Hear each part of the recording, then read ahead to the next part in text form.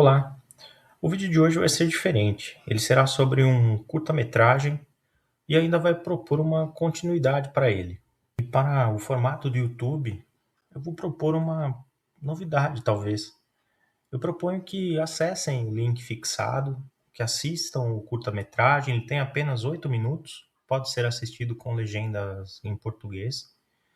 E depois retornem ao nosso vídeo para assistir o nosso comentário e a nossa proposta de conclusão para essa história.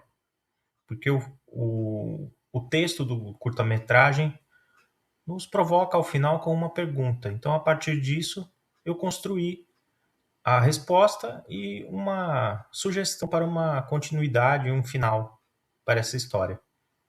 Blind Vaisha se apresenta como uma fábula narrada em tom seco e contemplativo. A história acompanha Vaisha, uma menina que nasce em uma pequena aldeia com uma condição singular. Cada um dos seus olhos vê um tempo diferente. Com o olho esquerdo, ela enxerga apenas o passado. Com o olho direito, apenas o futuro. O presente nunca lhe é dado. Desde cedo, Vaisha se mostra deslocada. Quando observa as pessoas, vê nela versões que já foram ou que ainda virão. As casas surgem ora novas, ora em ruínas. As paisagens oscilam entre o que existiu e o que restará. Nada se fixa diante dela. O mundo nunca coincide. À medida que cresce, sua dificuldade se intensifica. Vaisha tenta se mover, responder, conviver, mas tropeça no desencontro entre o que vê e o que acontece. As pessoas falam com ela esperando reações imediatas, mas Vaisha responde olhando para tempos que não correspondem ao agora. Sua percepção a afasta da ação e a empurra para uma posição de espectadora. Quando o amor surge, o conflito se aprofunda. Em um olho Vaisha vê o início da relação, no outro, o desgaste, a dor, o fim. Incapaz de sustentar o instante presente, ela se afasta antes mesmo de viver plenamente o vínculo.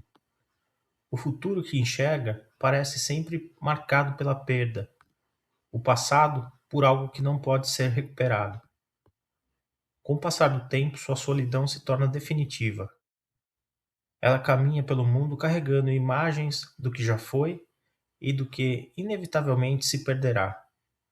A história avança sem oferecer redenção.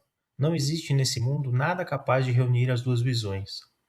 Não há objeto, pessoa ou experiência que permita que ela habite o presente. Sua condição não encontra cura nem conciliação.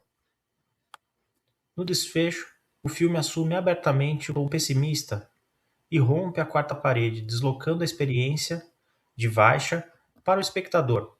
Somos então provocados a imaginar como seria enxergar o mundo apenas com um dos seus olhos. Primeiro, com o olho esquerdo, o olho do passado. Nessa condição, nenhum filme ou história poderia ser visto, pois as páginas que antecedem a narrativa estariam em branco. Não haveria começo possível, apenas vestígios. Em seguida, somos convidados a olhar apenas com o olho direito, o olho do futuro. Também aqui o filme se tornaria invisível, pois tudo já teria sido apagado, reduzido a cinzas. Não haveria permanência, apenas aquilo que se perde antes mesmo de acontecer. O filme então encerra a sua fábula com uma provocação direta, devolvendo ao espectador a cegueira de sua protagonista e suspendendo a narrativa em forma de pergunta. Será que enxergamos o mundo como Vaisha, a cega?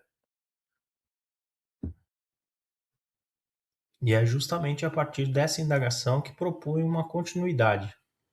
O que faço aqui não é corrigir o filme, mas aceitar a provocação que ele lança. Através desse vídeo, me disponho a respondê-la, não como verdade nem como conclusão definitiva, mas como reflexão possível. A resposta que trago pode fazer sentido para alguns e não para outros, e isso faz parte do próprio gesto. Para acompanhar essa reflexão, É imprescindível que o espectador esteja disposto a um olhar analítico, despido de dogmas religiosos. Não se trata de negar crenças, mas de suspendê-las momentaneamente. Respeito todas elas e as reconheço como manifestações naturais do ser humano, formas simbólicas e sensíveis de acessar e ressoar as energias de algo muito maior do que todos nós. Ao tentar responder à indagação deixada pelo filme, chego à conclusão pessoal: não, não acredito que enxerguemos o mundo como Vaisha. Vejo a obra com reservas, pois ela exprime uma cosmovisão limitada e profundamente pessimista. Ao longo do curta, vocês perceberão, o futuro é sempre apresentado como cenário de dor e finitude. Falta à narrativa uma visão mais ampla, na qual a consciência não se encerra no corpo e a morte não representa o fim, mas a transição para uma forma de experiência da existência. É possível que o autor tenha escolhido deliberadamente essa visão sombria para gerar ansiedade no espectador.